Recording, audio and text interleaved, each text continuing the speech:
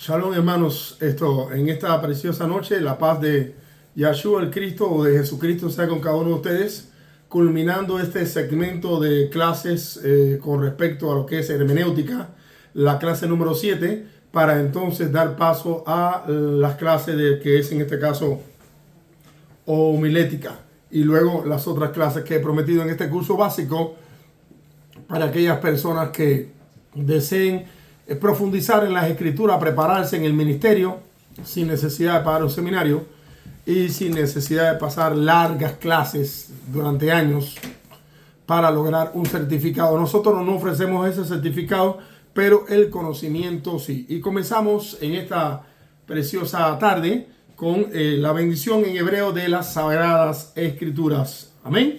Baruch es Yahweh HaMevorah, bendito es Yahweh el bendito. Baruch es Yahweh HaMevorah Leolam Baed, bendito sea Yahweh el bendito para siempre. Baruch ata Yahweh Elohenu Melech Haolam, bendito seas tú Yahweh nuestro Elohim, o sea nuestro Dios, Rey del universo. Asher Barhanu Kim Milkol Ha'amin, que nos elegiste de entre las naciones. Betalanu et Torato, y nos diste tu Torah, o sea tu palabra.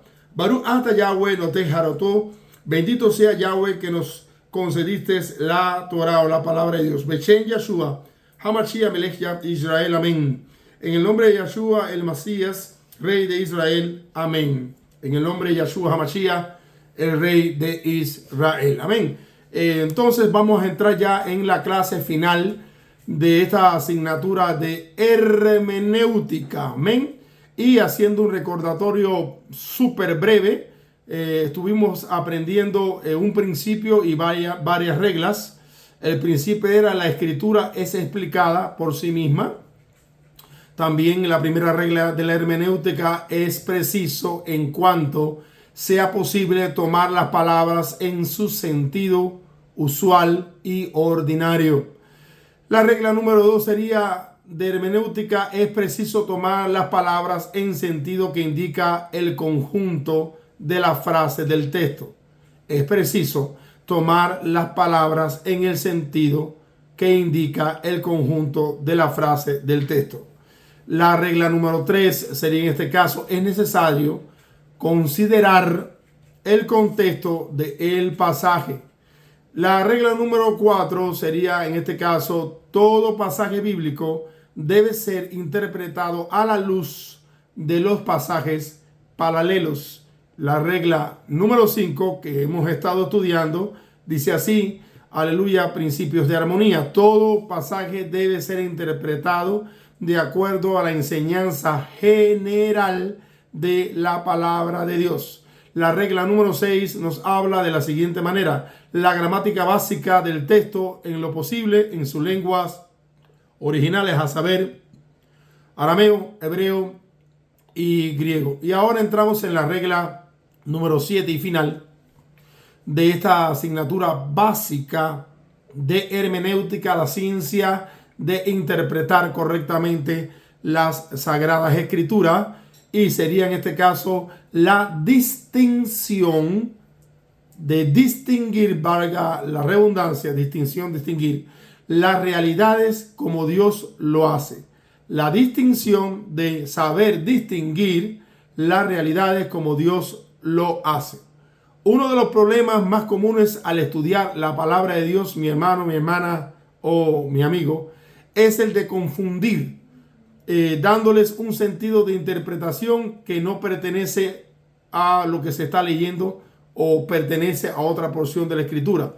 Y vamos para ello a poner algún ejemplo. Por ejemplo, aplicar un principio que cabe solamente en el Antiguo Testamento y aplicarlo a los creyentes del Nuevo Testamento. Por ejemplo, sabemos que toda la escritura es inspirada por Dios, es útil para redarguir y corregir injusticia, a fin de que todo el hombre de Dios esté enteramente preparado para toda palabra de verdad. Pero, por ejemplo, nosotros no podemos aplicar las leyes de los sacrificios. Un ejemplo: sabemos que habían varias leyes en el Antiguo Testamento, algunas de ellas fueron abolidas, otras no. La ley que no fue abolida fueron los 10 mandamientos, los mandamientos morales de Dios, Pero cuando hablamos, por ejemplo, de las leyes que tienen que ver con los sacrificios, ya no se pueden aplicar al Nuevo Testamento, porque hablaban de los rituales de matar los animales de acuerdo al tipo de pecado, etcétera, de la forma en que se hacía, el tipo de animal, lo que se tenía que hacer, cómo el sacerdote tenía que orar. O sea, son en este caso reglamentos que son propios para el Antiguo Testamento y para esa época. Hoy en día no hace falta, porque gracias al eterno yo soy el que soy, ya Yeshua el Cristo o Jesucristo vino a morir por nosotros en la cruz del Calvario, y Él es el verdadero sacrificio, el perfecto, y no necesitamos ni un sacrificio más. Por eso es que en este caso aplicar leyes de sacrificio o otro tipo de ley que no sean los 10 mandamientos del Antiguo Testamento al Nuevo Testamento, pues como que no se aplicaría. Entonces vemos que esto es uno de los ejemplos que ponemos bajo esta regla de distinción o distinguir las realidades como Dios las hace. También es allí que es importante reconocer la distinción de las mismas palabras que hace distinción entre criatura y hijo de Dios, distinción entre posición del discípulo ante Dios y su conducta cotidiana, distinción entre salvación y recompensa. Y vamos a repetir, es muy importante por eso, bajo esta regla que nos habla de distinguir las realidades como Dios lo hace. Número uno, la distinción entre lo que es una criatura de Dios y un hijo de Dios. Ahorita lo vamos a explicar. La distinción entre la posición de discípulo o servidor de Jesucristo para aquellos que ya han aceptado a Cristo como su Señor y Salvador, y también la distinción como su conducta cotidiana, o la distinción de hijo de Dios. Distinción entre la posición de discípulo ante Dios y su conducta cotidiana. Distinción entre salvación y recompensa. Entonces tenemos tres cosas que vamos a estar viendo en esta preciosa tarde. Distinción entre lo que es una criatura de Dios y un hijo de Dios. ¿Cuál es la diferencia? Distinción entre la posición de seguidor de Cristo y su conducta diaria. Y distinción entre la salvación y la recompensa. Distinción entre la salvación y recompensas en este caso. Porque una cosa es la salvación y otras cosas son las recompensas, que la Biblia habla bien claro de este tema. Ahora bien, los principios de la interpretación. Distinción entre las criaturas de Dios y los hijos de Dios. Todo ser viviente es criatura de Dios. Todo ser viviente, y estamos hablando inclusive de animales. Todos son criaturas, creaciones de Dios, distintos de creaciones de Dios, animales, aves, peces, estos seres humanos. Ahora, ¿cuándo es que una creación, hablando de la raza humana como tal, cuándo es que una creación se convierte en hijo de Dios? En este caso, cuando una persona reconoce su pecado, reconoce de que Yeshua HaMashiach o Jesucristo vino a morir en la cruz del Calvario por nuestros pecados, y esa persona reconoce que el sacrificio perfecto de Dios es a través de la muerte y resurrección de Jesucristo como tal, y le acepta como Señor, acepta ese regalo, el regalo de los regalos, amén, el regalo de Dios dado al hombre para alcanzar la vida eterna, la salvación, la liberación.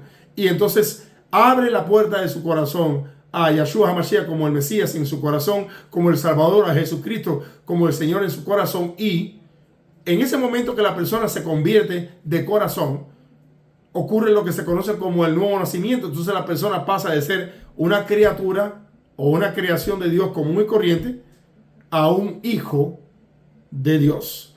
La Escritura nos habla claro de ello en distintos pasajes bíblicos, y uno de ellos es el libro de los Hechos, capítulo 17, verso 26 al 29, y Evangelio según Juan, capítulo 1, verso 12.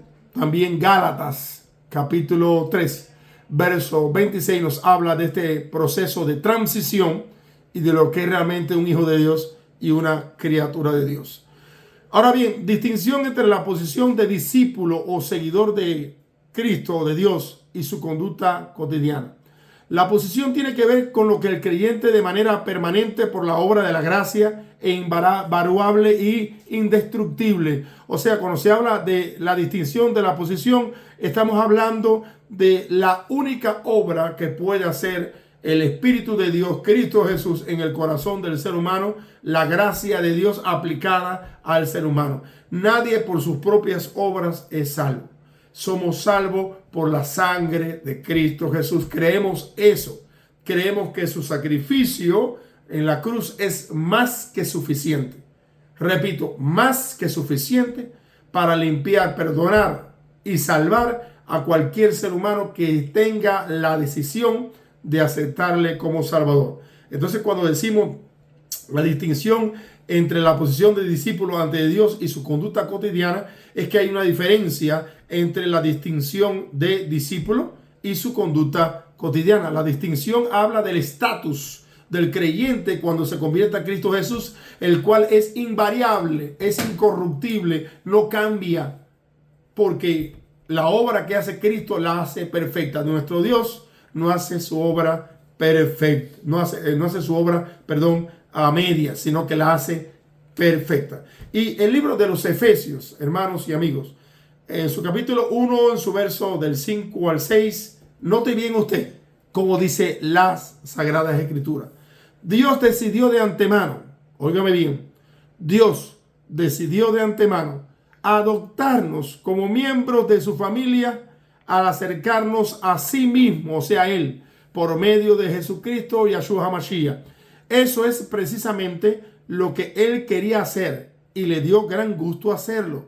De manera que alabamos a Dios por la abundante gracia que derramó sobre nosotros, los que pertenecemos a su Hijo amado. Estamos usando la versión Palabra de Dios para Todos, que es una versión bien clarificadora.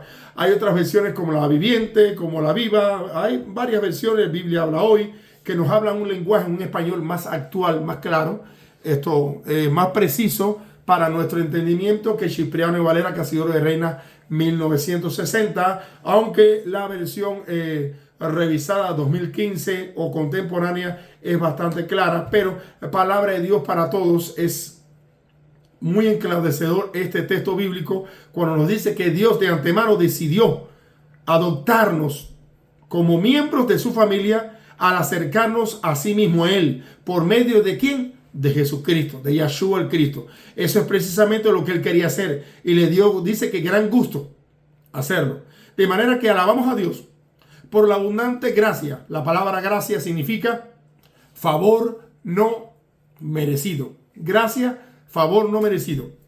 De manera que alabamos a Dios por la abundante gracia que derramó sobre nosotros los que pertenecemos a su Hijo amado. O sea, esta obra que Cristo hace en el ser humano es una obra permanente, una obra en la cual el ser humano no participa, solamente participa su decisión de aceptar a Cristo como su Señor y Salvador. El resto lo hace el Señor, el Eterno, el Salvador. Amén. Ahora bien, la distinción entre esta obra y el andar de creyente, bueno, el andar de creyente o conducta de creyente tiene que ver cómo el discípulo o cómo el seguidor de Cristo decide andar, si en la carne o en el espíritu. Sabemos perfectamente bien que todo lo que el hombre sembrare, eso va a recoger. Si uno siembra para la carne, al final va a llegar corrupción y destrucción. Y si uno siembra para el espíritu, pues va a alcanzar vida eterna. Nosotros somos el tipo de creyente que creemos firmemente que la salvación sí se puede perder. Hay muchos creyentes que piensan que no, y nosotros no pensamos ofender a nadie en esta noche. Cada cual tiene una opinión diferente con respecto a este punto, pero la Biblia asegura claramente que el alma que pecare, Ezequiel 18, el alma que pecare, esa morirá. No hay opciones. Usted puede ser justo hasta 10 minutos o 20 minutos antes de su muerte, y si en los últimos 20 minutos usted decide corromperse y hacer todo lo posible malo, no le valió si todos sus 70, 60 los años que haya vivido en justicia le van a salvar. porque a última hora determinó hacer lo malo. Viceversa, si usted es un pervertido que ha hecho un desastre en su vida, pero en los últimos 30 minutos usted decide aceptar a Cristo como su Señor y Salvador y entra en un arrepentimiento sincero, dice la Biblia que alcanza perdón y salvación delante de la presencia del Señor y no es tomado en cuenta lo malo que usted fue en su pasado. Entonces hay una distinción entre lo que la obra que hace Cristo en nosotros, que es inconmovible como una roca, y el caminar del creyente, que ya después el creyente determina si va a andar en la carne o va a andar en el Espíritu. Ahora, hay una distinción también bajo esta regla de hermenéutica, que es la distinción entre la salvación y la recompensa. Y este punto es muy interesante porque la salvación es un regalo. Usted no puede hacer nada, absolutamente nada para ser salvo. Bueno, sí, debe hacer algo. Abrir su corazón e invitar a Cristo que sea el Señor de su vida. Aceptar que Él murió por sus pecados. Creer que Él vino en carne, que Dios se hizo hombre. Creer que Él murió por sus faltas y sus errores y los míos también, y creer que Él resucitó de la muerte conforme a la palabra de Dios. Creer que su sangre, su sacrificio, su muerte fue en sustitución de sus pecados y de los muchos pecados míos. Claro que tiene que hacer algo en ese sentido, pero me refiero que fuera de eso, de aceptar y de creer, usted no tiene que hacer nada porque la salvación es un regalo. Amén. Entonces hay una diferencia entre salvación y recompensa. La salvación es un regalo gratuito dado a todos los que se arrepienten y reconocen a Jesucristo o a Yeshua HaMashiach ben Adán como el Señor. Y para ello podemos encontrar Lucas capítulo 19, verso 10 y el mismo Lucas capítulo 5, verso 32.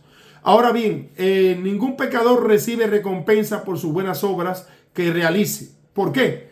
Porque la Biblia en el libro de Isaías, claramente en su capítulo 64, verso 6, reza o nos dice de esta manera: todos nosotros nos volvimos como alguien impuro. Estoy leyendo una vez más la lección Palabra de Dios para todos porque es muy clarificadora y es un español muy actual. Todos nosotros nos volvimos como alguien impuro, dice la palabra de Dios. Todas nuestras obras justas son como una toalla higiénica sucia, dice esta versión. La versión Cipriano de Valera dice trapo de inmundicia, que viene siendo lo mismo. Todos nosotros como una hoja nos marchitamos y caemos. Nuestros pecados nos arrastran como el viento. O sea, que ninguna obra que el pecador, en este caso, haga, le cuenta a él para salvación de su alma. Por ejemplo, una persona que no ha aceptado a Cristo como su Señor y Salvador puede ser una persona que haga muchas obras buenas, ayudando a los pobres, a los necesitados, aquí y allá, muchas cosas preciosas. Pero la salvación no es por obra para que nadie se gloríe.